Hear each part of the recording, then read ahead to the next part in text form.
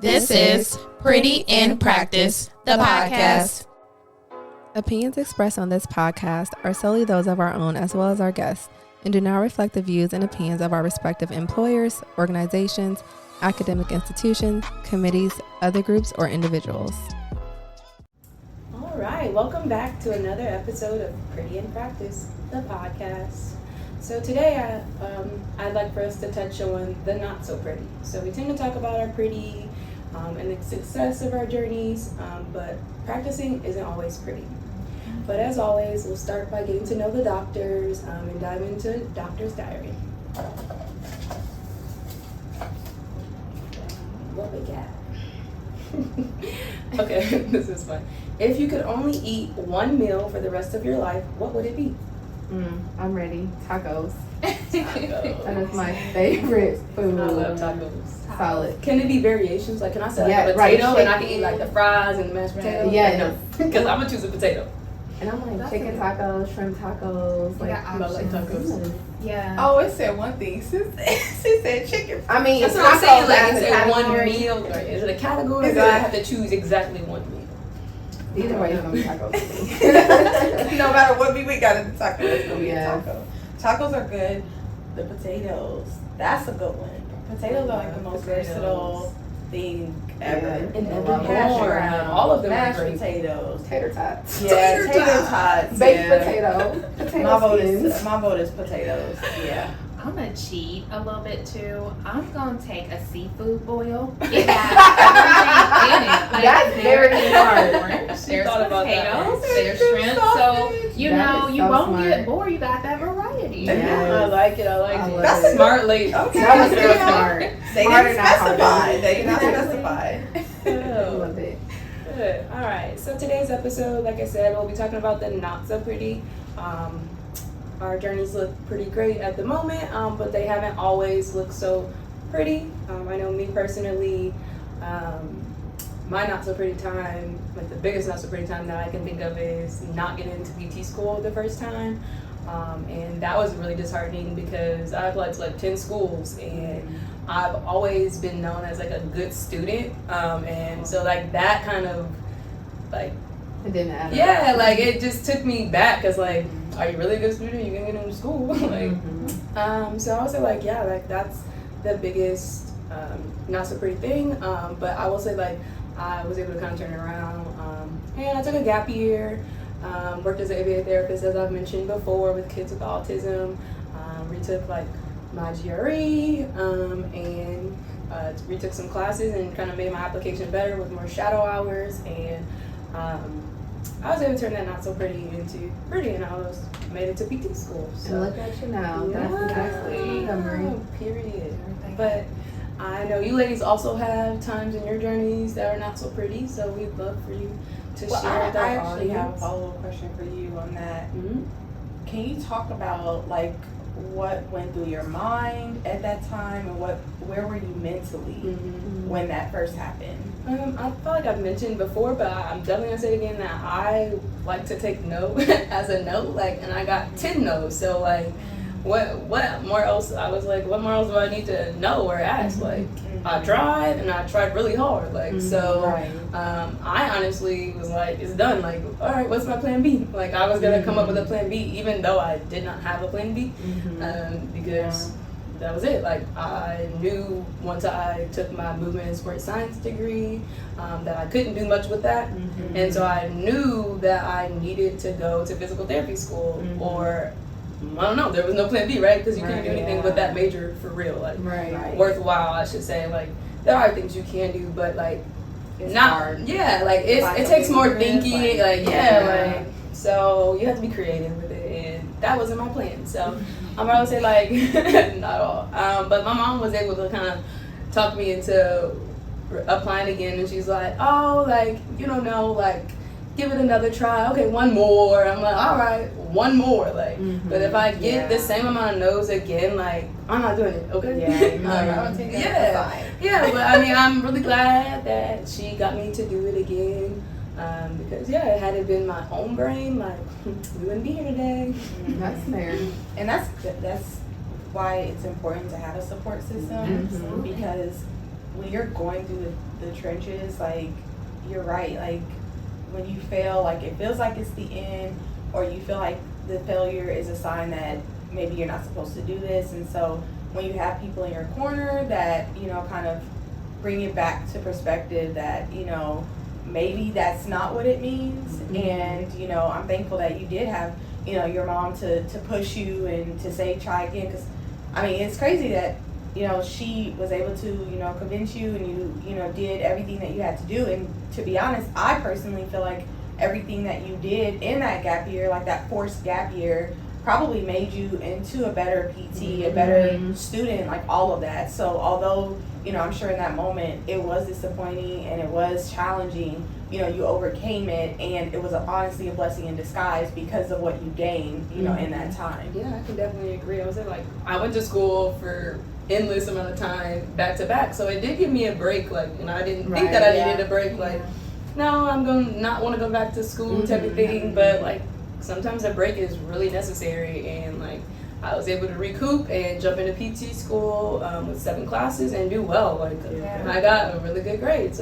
So yeah, like, so sometimes that gap year isn't so bad. Yeah, exactly. Yeah. So I'll speak a little bit about a failure on my end. So for me, it was graduating pharmacy school without a job. And I felt so devastated. I had put in a lot of work, as I've said before. Graduated with a 3.5 GPA. I had 2 minors. I had an entrepreneurship certificate. I did a lot of leadership activities, and I just felt like I had what it took to be a great candidate and get the job that I wanted. But in my process, I was aiming to go into the pharmaceutical industry, and to do so, we have this conference called Mid-Year, ASHP Mid-Year, where you go and you apply for multiple different companies to get what we call a fellowship. And a fellowship is essentially a 1 or 2 year training program for postdoctorate candidates like PharmD in the pharmaceutical industry. So I had did that, went to Mid-Year, and it cost a bunch of money to go to Mid-Year. I'm talking thousands of dollars on my tab. So doing that, going to Mid-Year, interviewing for multiple different companies, and at the end of it all, I came back home with nothing, like not one job offer at all. So I'm ending my 4th year of professional pharmacy school without a plan, without a job, and I felt so embarrassed. But God was intentional, because He came in and actually led me to my MBA program. I always wanted to get an MBA, and people always look at me like, "Oh, India, you had everything planned out. You got your PharmD, you got your MBA." I'm like, that was not intentional. It was based off of failure. But it ended up working out really great for me to go in and do a master's program that I had always been wanting to do. But it took a lot of courage to go back, because I was determined to get into the pharmaceutical industry. So I had to go back to Mid-Year the next year and see the students under me and have everyone know that I had felt I hadn't made it into industry. So that was something that I felt embarrassed about, and you know, it just was really hard on myself. And thankfully, you know, I came back the second time around and was able to secure a fellowship, but it just took a lot of courage. It took a lot of work. It took a lot of, you know, determination not to give up on myself. That is the hard thing, like, for sure, like seeing people younger than you, or like in the, you know, in the same position, and it's like it is a reminder, like, you know, oh shoot, like I was supposed to be, you know, I wasn't supposed to be here, but if everything had gone as planned. And so I just, you know, commend you for like just keeping focused and keep going, and understanding, you know, that in that moment it was for you, because you were able to get that second degree that you wanted. And if you had immediately gotten a job, that probably wouldn't have happened. Exactly. So that's a really good point to bring up, though, in terms of that, because I know that was hard, you know, but going in there, you know, with a brave face, and, you know, saying, hey, you know, I gotta do what I gotta do, regardless of who this person is that's looking at me, or knows that, you know, whatever the case may be, that this is my second time here. Like, I'm here for a purpose, and it's all gonna work out. Yeah, and I'll tap in on what you said about, because you have this ideal in your head about what should happen and what you should be doing. And I had one of my mentors tell me, don't ever let nobody should on you. And I was like, huh? She's like, yeah, never let nobody determine what you should be doing, the steps that you should take, because it's not your plan, it's not their plan. Everything happens for a reason, and I do believe that the failures push you into more of an intentional purpose. Yeah, and one of my mentors, he told me recently, he asked me about like my career path, and he was telling me like, well, I think after you finish your professional degree, you should consider either getting like finishing your MPH or getting an MBA. And I'm just like, why? And he's like, because for the type of doctor that you want to be, for the impact that you want to have, you don't want to give anyone a reason to doubt you, like your abilities. And I feel like in your situation, you know, you went there that first year, you had the PharmD, and it's like, well, probably everybody there had a PharmD. Right. So then you got your MBA, and you went back, and it's like, now what? Like, here, I have all of this, I have the experience, I have the academic, you know, success, I have the PharmD, I now have the MBA, so like, what are you going to do to turn me away? You know, like, what reason would you have to turn me away? So I think that was like just a part of your plan, because now can't no one doubt your abilities, like, at all. Exactly. Give them no room. Like, or your reason to credentials doubt. speak for themselves. Like, for sure. Since I'm talking, I guess I'll go ahead and share my failure, which a lot of people do not know about. So I always knew that I was going to get a master's because, again, as I mentioned before, I had a scholarship called the Gates Millennium Scholarship, which pays for a bachelor's degree, a master's degree, and a PhD should I decide to pursue one. So I knew that I was going to use that master's degree. However, there were a couple stipulations. It had to be in biomedical sciences or like public health. And there were 5 other categories, but the ones that pertained to me were public health and biomedical sciences. This is the first time that I learned that I had to follow my heart and not what everyone else thought I should do, because I was accepted into the University of Southern California Masters in Public Health program. And to this day, to this very day, I know they say live life with no regrets, but I do regret not taking that, because that's what I wanted. I wanted the Masters in Public Health. I wanted to go to University of Southern California. However, I didn't go because I had mentors telling me, well, public health degree won't help you get into med school. You need to do a biomedical sciences degree. And so I decided to go to a university in South Carolina. I won't mention the name of that university, but I decided to go to a university in South Carolina. And initially I was like, okay, even though this is in California, this isn't the MPH, it's still science, and I get to, for the first time, do research on a topic that I want to do research on. And so I was even able to get into a lab that was doing sickle cell research, and I'm just like, okay, this is where I'm supposed to be. Clearly, like, they're doing sickle cell research. The time is perfect. I'm here. I can go into this project, you know, working with somebody, working alongside somebody, and pretty much get a publication out of it, and that will look good to medical schools, or so I thought. And so I knew from the very first day that that program was not for me. I remember being in the class on the first day, and the teacher did one of those, like, raise your hands if you have research experience. Every single hand in the room went up, and I had never done any type of research. And he says, okay, well, I'm gonna just skip this. And I mean, he acknowledged the fact that I was the one person, but it wasn't enough for him to slow it down. And we also were in the room with PhD students. I think at the time there were like 8 master's students and 12 PhD students. So these are people who already got master's degrees, who have years of experience. And so from there, like, the bar was set so high, but I love a good challenge. So I'm just like, that doesn't mean anything to me. I'm just gonna work, you know, twice as hard to achieve whatever I need to achieve to get through this program.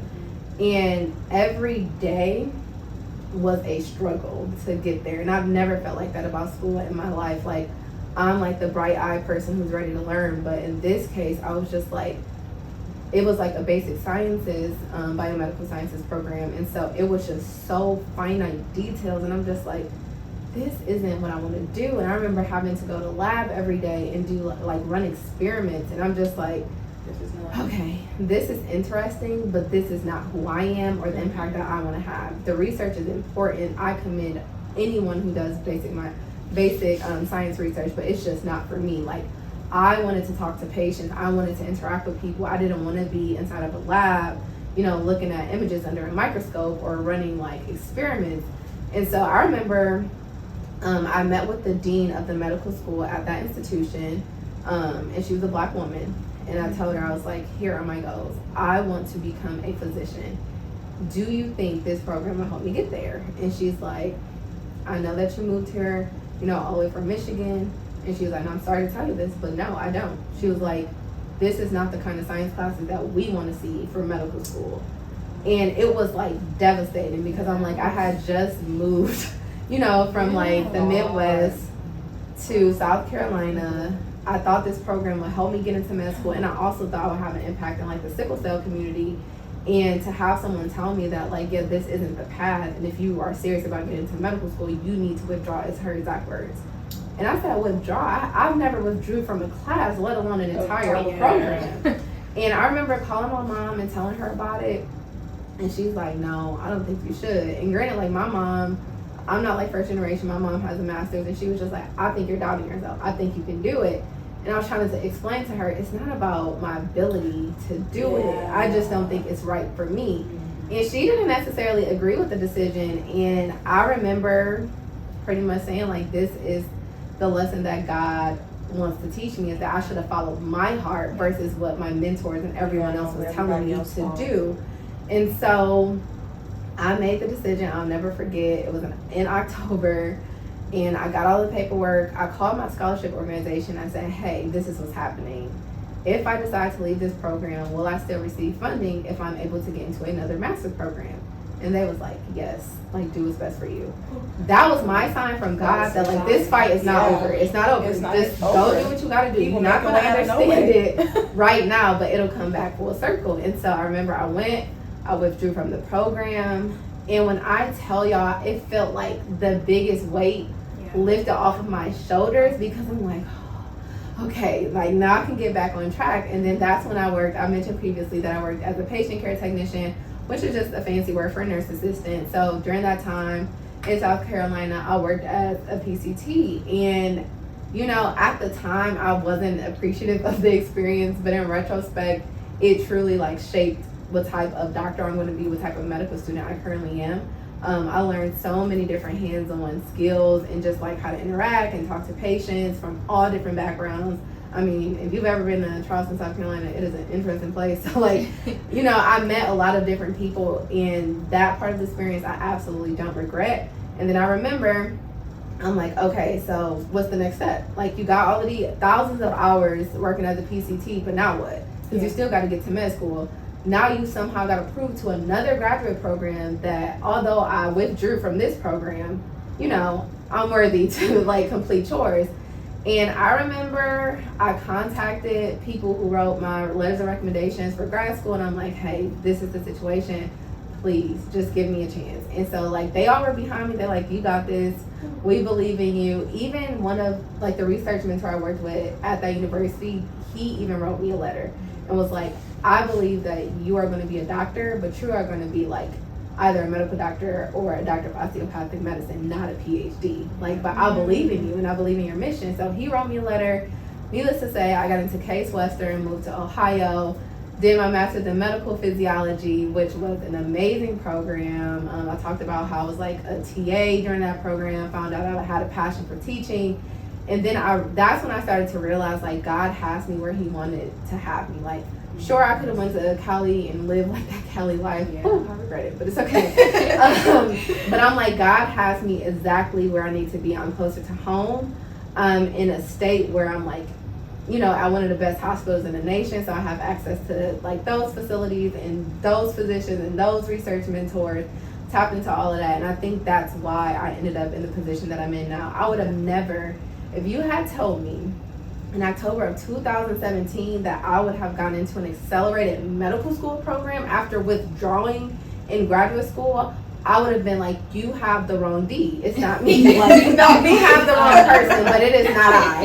And so I remember when I did get into the accelerated program, and I did like the Pursuit of Happiness. Like, I don't know if you ever see him when he just like, oh my God, that part gets me. I did that little part because I'm like, that was my acknowledgement to God that like, you are so right. Like, trust your plan.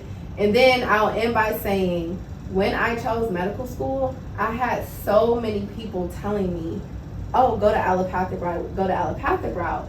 And I remember the last time I listened to someone else tell me what I should do with my life, I regretted it. And I'm like, no, this time, in my heart of hearts, like in my own personal conversations with God, I am being told to go this route for a reason, and this is the route I'm going to go. And I don't regret it, and I don't think I will ever regret that decision. Can you speak on that a little bit? Because it's always hard, especially when you don't have experience, something is new, and you have mentors who've been out there before, and they're going to tell you based on their experience. Right. You know, they're not going to lead you in a malicious way, but it's based on their perceptions and what they've been able to do. So how do you kind of determine when to listen to or listen to yourself? So I would say, especially when deciding for medical school, I'm like, I'm going to ask people who are in the position that I want to be in someday. Yeah. And I'm going to ask them to tell me the truth. So like, I remember going, when I worked at Cleveland Clinic as a research coordinator, I remember going straight to department head. He's like very prestige, well-known, excellent doctor. And I told him, I said, these are my two choices. However, one is osteopathic medicine, one is allopathic medicine. He's an MD, so he's an allopath. And he looked at me and he's like, is that what you're concerned about? He's the one who told me the letters in front of your name matters more than the letters behind your name. You're going to have DR in front of your name, and that's what matters. And he was like, if it makes you feel any better, he was like, my biggest competitor in residency was an osteopath. And he was like, that was like 35 years ago when it was like frowned upon. Yeah. So he was like, take that information how you'll take it. And then the one that really got me was we had just got a new director of nephrology, and she was a Black woman. Never met this woman, but I worked in nephrology and urology. And so I paced back and forth in front of her door. And she's like, can I help you? And I was like, yes, you can. And she said, well, I have a meeting in 10 minutes, so make it quick. I said, okay. When I tell y'all, I like elevator speech. Like, these are my options. What should I do? And she started laughing. She's like, wait a minute. My sister is the director of a family medicine residency. Let me call her and ask her what she thinks. Call her sister, had her on speaker. Her sister said, girl, stop playing with me. She said, my osteopathic students are some of the best students I've ever seen come to the program. She said, you shouldn't be worried about that. She said, a guaranteed residency? She's like, you can't beat that. She's like, one less year of school, you can't beat that. She was like, it's 2022. She was like, unless people who are going to, be writing your checks have something to say about it, tell them to mind their business. Exactly. And that's when I realized, like, these are the people I need to listen to. The people who have, like, the forward thinkers, the people who have progressive thinking. Mm-hmm. Because these are MDs, these are allopathic people who are telling me, like, I personally work alongside osteopaths, and this is how I feel about it. And so in that situation, I'm like, that was just reaffirmation for me. And I felt like that was perfectly orchestrated, because what's the odds that that lady was able to talk to me for 10 minutes and call her sister, who was a freaking family medicine residency director in another state? I'm like, to me, that was perfectly orchestrated. But I will say, when mentors give you advice, they are given to you because they do have your best interest at heart. However, I've been taught, like my aunt, she's very spiritual. She always taught me that God is not loud, he doesn't yell. It's the still small voice inside of you. And so that's what I decided to follow, because I'm like, I had people who were like, literally like, didn't even care about the school, was just like, MD, go, go, go, go. And I'm like, but in here, like, I hear God telling me to do something different, and I want to do something different. Like, it doesn't scare me, because at the end of the day, I know that I made the choice. And so I would just say, like, with certain mentors, hear them out. But I think the best mentors and the ones you should listen to are the ones that ask you what you want to do, not the ones who tell you what to do. If they ask you, well, what do you want to do? Those are the ones that you should get the advice from. So, yeah, that's my piece. Wow. That is, just so profound in so many ways. And I loved your follow-up question on that, because thank you. That is so true that, we ask for advice, and it's good to have mentors, but you also have to realize that your journey is your journey. Mm-hmm. And nobody else has to live with the decisions that you make except for you. And I think that's one of the biggest things that you have to keep in mind just in life in general when getting advice is that, you know, this person, yes, you know, they do have my best interest at heart, but the advice that they're giving, it is going to be based on their own personal experiences, or at least the experiences that they've heard about in their circle, or the, you know, the people that they surrounded themselves with. So just because you're given advice does not mean that you necessarily have to take that exact advice. You may take bits and pieces of what they're saying and still make a decision, you know, completely on your own about what you really want to do, because that decision only you have to live with. You know, not that mentor. It might be the wrong decision, and you can go back to that mentor and say, hey, I listened to you and it went wrong, and it's like, okay, what is it? I'm sorry. I'm sorry. Like, you know, I was just telling you my opinion. I was just telling you what I thought, you know. Exactly. So you do have to really be, you know, in tune with yourself and in tune with, you know, God, because He will not steer you wrong. No, you know, no. He will place people in your life, though, you know, to give you signs and give you advice and give you direction, but, you know, He will not steer you wrong. I would say for me personally, I'm still, you know, in the midst of one of, I would say, my biggest failure per se. And for me, like, just like Dee, I've wanted to be a physician since I was a kid. I still to this day have the picture of me at Christmas, like when I was like 4 years old, where my parents had given me a doctor's coat and have embroidered my name on it and everything. And I actually have that as my lock screen, just to, you know, keep me motivated and all of that. And so, in undergrad, here we go. It's okay.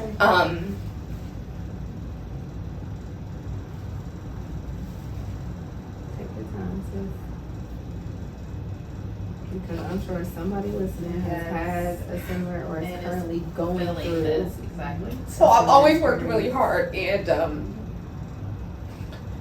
even, you know, my circle, or people outside of my circle, I should say more so, they always thought, you know, I was a smart one.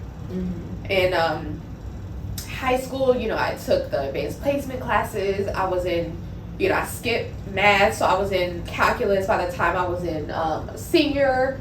You know, I went to one of the most prestigious universities in the country. I went there because of the reputation of Purdue. I knew that I would have to work hard, but I went there because I wanted that opportunity, you know, and I wanted to feel like, you know, I worked my butt off for this degree, but it's going to be recognized, you know, like people know Purdue University. Like, I get asked all the time, isn't that an Ivy League? And I'm like, no, but it feels like it. But it feels like it. And so in undergrad, and as I mentioned in a previous episode, my uncle's a physician, so I've been exposed to it since forever, you know, and he's been my biggest motivator with exposing me to, you know, medicine, and the reason why, you know, I wanted to pursue it. You know, I heard stories, you know, about the impact he had on his patients, and you know, like, just what he was able to do in his career as a physician, and I wanted to do that. And you know, I did everything you're supposed to do per se. Like, I did biomedical sciences classes in high school, and like I said, I took the advanced classes and all that stuff. And then when I got to college, it was like, Purdue was like, joke's on you, sis. You wasn't alone, sis. You wasn't alone. Joke's on you. And it was a huge wake-up call. And all of a sudden, like, I wasn't the smart one per se anymore, you know, and A was not easy to get anymore. At times a B wasn't even, you know, easy to get, and in some cases, even trying to get a C wasn't easy. And so Purdue was hard. Purdue was hard, y'all. But I made it through. But as we all know, when it comes to professional school, you can't just make it through, and you can't just do okay and do fine. And yes, if I was graduating and wanted to say, yeah, I did pretty well, you know, I was inducted into an honor society and, you know, all these other good things, but it wasn't enough for medical school, okay? And another thing too is, this MCAT, which is the standardized test to get into medical school. And so it's not just about having good grades or good extracurriculars or shadowing and all of that, but not only do you have to do all of that, you got to take this MCAT, okay? And that test, y'all, has been probably the single biggest challenge of my entire life. Like, if I had to pinpoint one particular challenge, that test has been the biggest challenge of my entire life. And I talked in a previous episode about, how I have so many gap years, and it's crazy because it's not gap years because I didn't know what I was doing or didn't know what I wanted to do. Right. It's gap years that were forced upon me. And as I was kind of touching on what India was saying and sharing her story, you see people that are younger than you, and It's okay, sis. you're told that you're not supposed to compare yourself to people. It's hard. It is hard. I think it's a human thing. But it's really hard, We all You do work it. just as hard, so you Yeah. feel like I you should feel get like the that. same thing. Like, I work just as hard as you. Exactly. And I'm the type of person, I'm so happy for other people, and it's never in a spirit of jealousy, but it becomes a spirit of doubting myself. And I'm like, if that person can do it, why can't Right, but let that be your fuel. You know? If that person can do it, so can So I. can you. right? Yeah. The And timing so- is God's. And that's why I try and continue to remember. And so I applied to medical school once, and the first time I should say that I applied, I honestly had no business applying. I had a lot of things I needed to improve in the application, extracurriculars. I needed more shadowing. Like, I just needed to be a more well-rounded applicant when I applied anyway. But I applied, with the spirit of, I'm just going to do it and pray that, pray to God that it happens. And I think too, when you are God-fearing, you have to be careful too, because, the Bible even talks about faith without works is dead. So it's like, if you're not putting in the work and you just think that God's just going to make it happen just because you prayed about it, like, think again. Right. You still have to do your part and make sure that you're doing what you need to do, and then you let God do the rest. So first time I applied, no business applying. I applied to like 20-something schools, rejection after rejection after rejection. I mean, every other week you check an email. We're sorry to inform you, we will not be inviting you for an interview. And so those of you who aren't familiar with the medical school process, you submit a primary application with your personal statement, your activities, your MCAT score, and then schools will invite you to do a secondary application, and then after that, then they will decide if they're going to invite you for an interview. So it's steps to the process. So I was getting rejected for a lot of the schools before even getting an invite for the secondaries, and then definitely before getting an invite for the interview. So that rejection didn't surprise me too much, so it didn't really impact me as much as, kind of further along. So I knew that I needed to make significant changes in the application, and one of the biggest things was I needed to get my grades up. Like I said, I did fine for the most part. I had a couple of hiccups, but again, in med school, like, applying to medical school, there's not a lot of room for that. So I ended up deciding, I talked with the admissions committee member at one of the top medical schools in the country and got advice on what I should do. Should I try and retake classes that, I hadn't done so hot in or so well in undergrad? And they told me no. My GPA, again, it wasn't that bad. It just wasn't competitive enough to get into medical school. So for them, they were saying, you don't have enough classes that you just did terrible in to retake them. It's not really going to make much of a difference.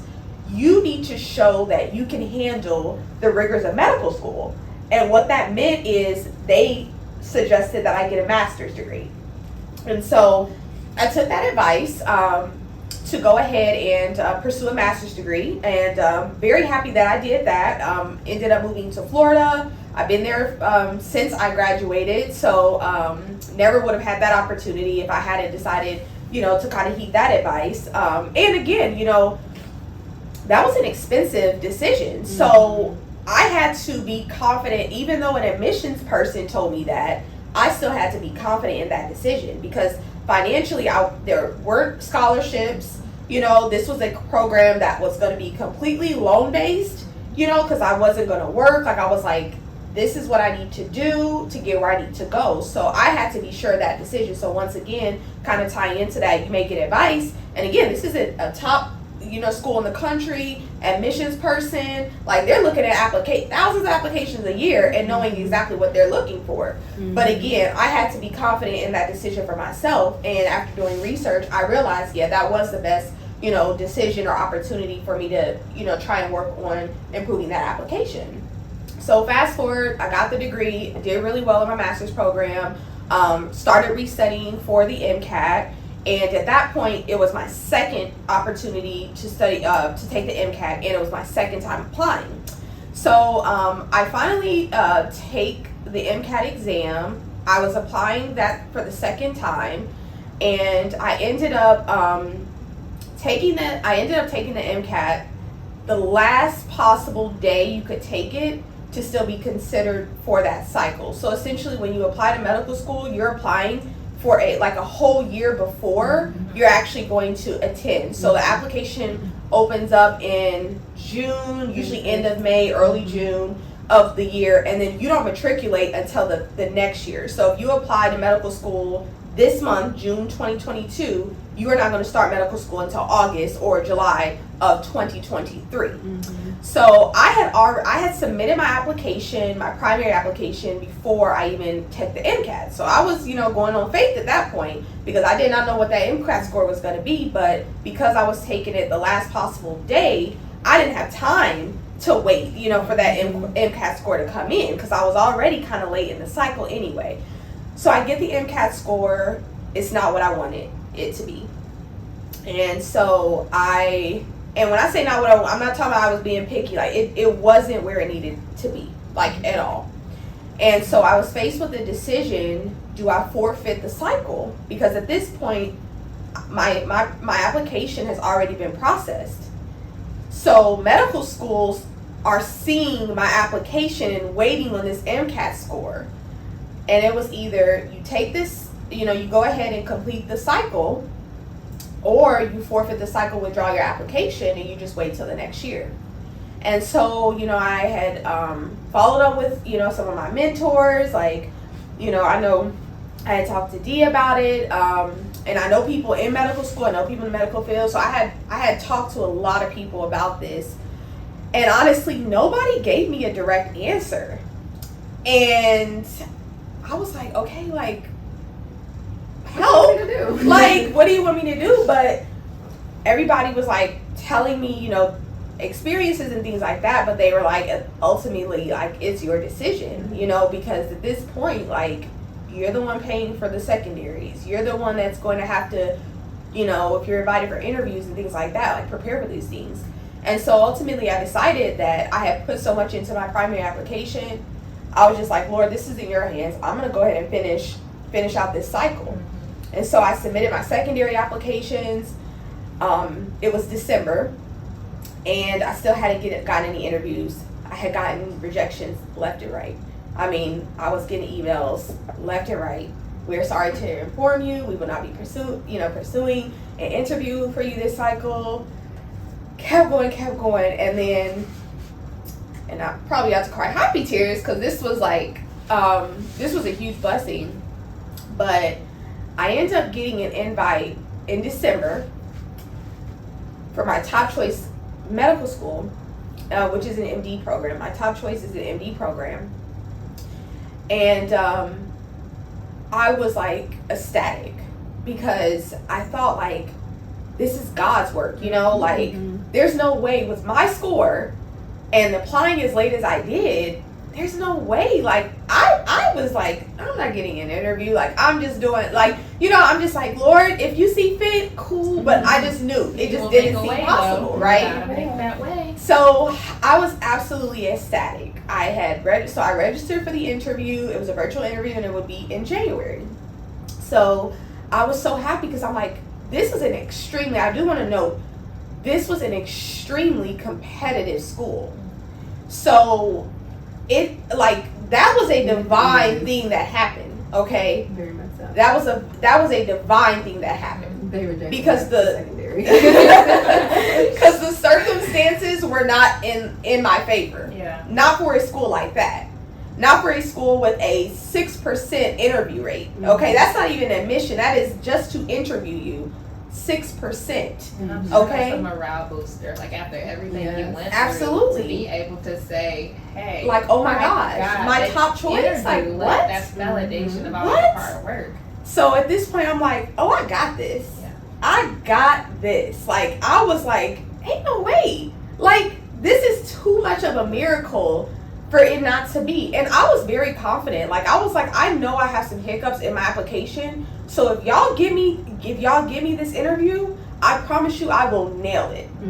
And I knew that about myself. And I said that. I said, I know, like, I just need to get an interview. We used to always say that. Like, just we used give us to an always interview say and we that. do the rest, It will, please. exactly, because that's the hardest part It is is. convincing somebody on paper. Right. They don't see you. They don't feel your passion. Like, they don't understand your grit necessarily. Like, you have to be able to convey that. And it's very hard to do that on paper with thousands of people that all want the same thing that you do. You know? So I got the interview, did the interview. I thought, okay, I just need one yes. I'm like, no interviews, no more interviews this cycle. I'm okay, because I just need that one yes. I felt pretty confident about the interview. You know, I felt like it could have been better, but I said, you know, I felt pretty confident about it. But I said, you know, God got this though. God got this. So I end up, you know, I'm waiting, and and I see an email from a deal. No, well, I guess I should mention that I was kind of like burnt out from secondaries, and I had a DO secondary that I had not submitted yet. And mind you, it was January, y'all. This is late. This is late in the cycle. And I was just like, you know what? Why not? No, actually, I'm sorry. They invited me to take the secondary, to do the secondary late. That's what it was. And I'm like, it's January? I had ruled y'all out. Like, I was like, they just haven't sent the rejection letter yet. There is no way I thought I would get a secondary application in January. And so I'm like, okay, this is weird, but I'm going to do it. Why not? About a week later, that DO school invited me for an interview. So at that point, I'm like, all I needed was one yes.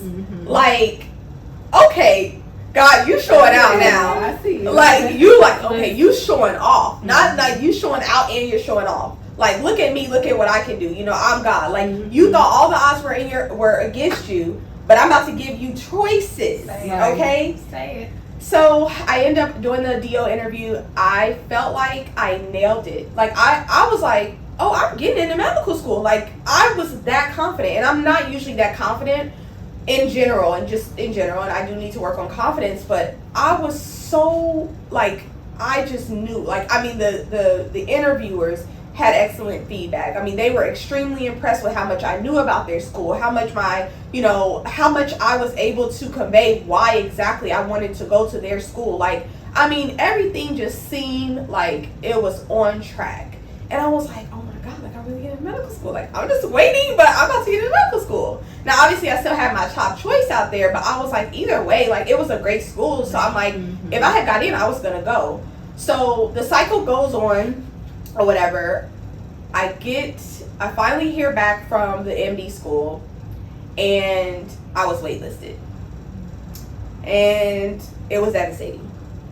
But I remember talking to my people, and I was like, I was distraught. Y'all would have thought I got the rejection. And my people were like, wait. Come, like, are you saying that you're on this list here? Like, they didn't actually reject you? And I'm like, well, technically no, but I mean, I didn't get in. And then they're all like, well, girl, you need to keep the faith. Like, what are you doing? Like, nobody has rejected you yet. They just didn't immediately accept you after your interview, but you have not gotten rejected yet. Fast forward, DO school that I was like, if anything, I know I'm getting this DO. I know I'm getting into this school. Because I felt like that interview was flawless. You know, not to toot my own horn, but I felt more confident about that interview.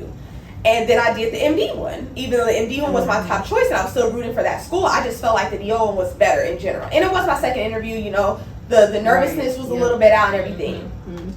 Waitlisted. I'm like, okay. So I did, oh, wow. I'm like, all right, so what does this mean? And so I just really was leaning on my support system at this point. Both schools told me that I had until, well, essentially they pull people off the wait list as people start accepting. And they told me I had until July 30th, and they would tell me by that date if I was going to get in. July 30th is my birthday, okay? So I said, oh Lord, this is about to either be the worst birthday I've ever had or the best birthday I've ever had. And July 30th came, and neither school, you know, had, well, one school calls you and then the other school emails you and then sends the official letter. July 30th came around, nothing. So I knew at that point that, you know, it was a no for both schools. And it was devastating, to say the least, y'all. Like, it was devastating. I shut down. I did not want to pursue medicine anymore. Like, straight up. I remember one of my close friends, she was still in the library studying, you know, to reapply as well. She hadn't, you know, gotten in that cycle. And I was just like, I told her, I'm like, girl, good luck. But yeah, this ain't it. And I started like exploring other career paths. And I'm like, shoot, I thought about going to law school. I thought about going into nursing. I didn't know, like, but I was just like, medicine is not it. Kind of like similar to justice. Like, I was like, yeah, I was way too close to not get in. So this must be the sign that I needed to say, all right, you got to hang this up.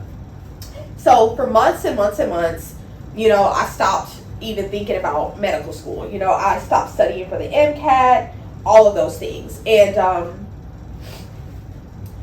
I remember having a conversation with one of my close friends.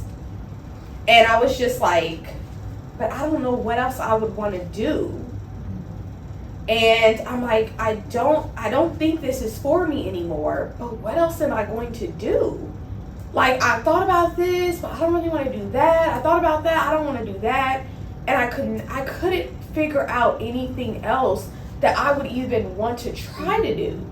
And so that was the biggest hurdle for me to try and move on from it, because I just could not shake that feeling of like, I still want to do this, but I'm like, but am I not supposed to be doing it, you know? And so finally I was like, all right, fine. I'm going to start restudying for the test until I figure out what I want to do. So it was almost like med school became plan B in a way, because I was like, all right, I'm going to try and find something else, but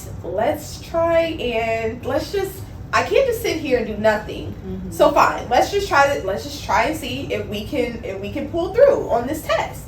You know, and I felt like if I could just get a couple points higher, like I could be within the range that I needed to. So I was like, fine, until I can figure out something else, we're going to start studying for this MCAT again.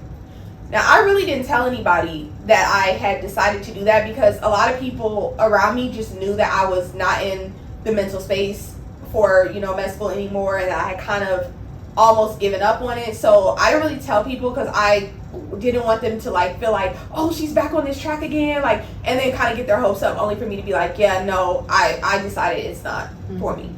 And so one day I was at home, and I had a knock on the door from a UPS guy, and he was like, these are for you, and happy studying. And I was like, what is he talking about? And I was like, oh, you must be talking about my roommate, because I'm like, I don't know what you're talking, you know. And so he was like, no, he was like, are you? And then he said her name. He said my name, sorry. And I was like, yeah. So I'm expecting him to say her name. And he's like, no, these are for you. I'm like, okay. I'm very confused, whatever. I go and I open the box, and it's a brand new set of Kaplan MCAT books. Now, mind you, like I told you guys, I had it told maybe a handful. My mom, she knew I was kind of, you know, getting back into that mode of studying. and I think maybe 2 friends of mine. Like, it was a very small number of people who knew that I was even, and again, this was just me like saying, yeah, I think I'm going to start studying again because I don't know what else I would have want to do. But I wasn't like in that process of telling people like, yeah, I'm still going to try this. I'm still going to do this. I was still not mentally there. Like, I just wasn't. I was just doing it because I felt like, well, what else you going to do until you figure out, the next step. And to this day, I don't know who sent those books. It was God. Nobody has came forward. I've asked my friends, the only people that knew my address, like, if anybody did this, please just tell me so I can give you the proper thing. Like, at this point, like, all right, Whoever did it, thank y'all, because y'all are amazing. Yes. Seriously. And, I had my mom ask my uncle, who's a doctor, I thought maybe he was trying to, he's like, I don't know what this girl's talking about. And I know the people around me, like, they would have been said something, by now. Never, still to this day, again, I don't know who sent those books. And I was at a wedding. This was like a couple of weeks ago, and one of my friends from childhood that I don't talk too much to anymore, just because you go your separate ways. But we went to elementary school together and middle school, I think high school as well. And I hadn't seen her in years, and she came up to me and she gave me a big hug. Oh my God, it's so good to see you. And she said, I was thinking about you the other day. And I said, really? And she was like, yeah, I was just driving down the street and I was thinking about you. And she was like, the Holy Spirit, told me to give you a call, and, life just happens, and told me to like text you or something. Yes. And she was like, I just got caught up. And she's like, I didn't think I would see you here. So, oh my gosh, I can't believe that you're here. And she said, I don't know, because mind y'all, I've wanted to do this since I was a kid. And she told me, she said, I don't know if you still want to be a doctor. She said, but if so, she said, keep going. The power She said, of keep God going. sending messages. The way God talks to people. Yes. Yes. And I just looked at her and I'm just like, oh my God, like, I'm like, you don't understand what you just told me, and the impact of what you just told me, and what I've been going through internally. You don't understand truly what you confirmed for me. And it's a challenge. It's been a challenge, y'all, but I am so thankful that I have a relationship with God, because everything that has happened has told me, no, stop doing this. This isn't for you. Yeah, you wanted to do this, but things change. Life changes. But when God puts like divine situations and things in your life, like I said, I haven't talked to her in years, y'all. I don't post openly that I still want to be. That's why she said it how she said it. I don't know if this is still what you want to do, but the Holy Spirit told me to tell you, if it is, you need to keep going. And so while I'm still in the midst of all of this, it's very difficult. It's very difficult to keep going, and that kind of, you have kind of that angel and that devil on your shoulder. The devil's like, you see, you ain't get in, and MCAT's too hard, and you're not supposed to do this, and all these other things. And then you look at your peers, you look at your non-peers, people younger than you. I have people younger than me that are whole physicians now. Entire, like, I'm Dr. So-and-so, and I'm not even in medical school yet. And, and I'm like, again, that's where that whole, like, comparison and spirit of, comparison, you have to get rid of that. You really do. Yeah. Because it will hold you back even further, because you're focused on somebody else's garden that they're watering. You're not watering your own. And now your flowers are dead, or dying, and their flowers are thriving because they're minding their business. They're just focusing on, what they need to do and where they need to go. So, I know that was a lot, but it's a lot that goes into the process. It was definitely needed. I feel like somebody somewhere can relate, or has gone through something. Agree. And I just want to say, I want to applaud Julie. Like, you may not feel like you deserve a spot right now, but you do. Like, your grit is top tier. Like, and there is no doubt in my mind. Like, never once I'm like, Lay's going to be a doctor. That's it. Can't wait. Like, we are excited. We are going to turn up. This is your trial. You know, we go through trials and tribulations, but this is intentional, and it's going to make you so amazing as a doctor. Like, you are going to be stellar, and we can't wait for the day that you are. Truly. I appreciate that. And I definitely commend you for sharing it, because I don't think I would be able to share like my not so pretty part while I'm still in it. Yeah, like I would not be able to do that. So I definitely commend you for that. And just with that being said, like, as you all can see, like, practice isn't always pretty, but I definitely think it aids in your purpose. We definitely appreciate you all for tuning in today's episode. And always remember, no matter where you are in your journey, always keep it pretty. As always, thank you for joining us for the ride. Be sure to keep in touch by following us on Instagram and subscribing to our YouTube channel at Pretty in Practice.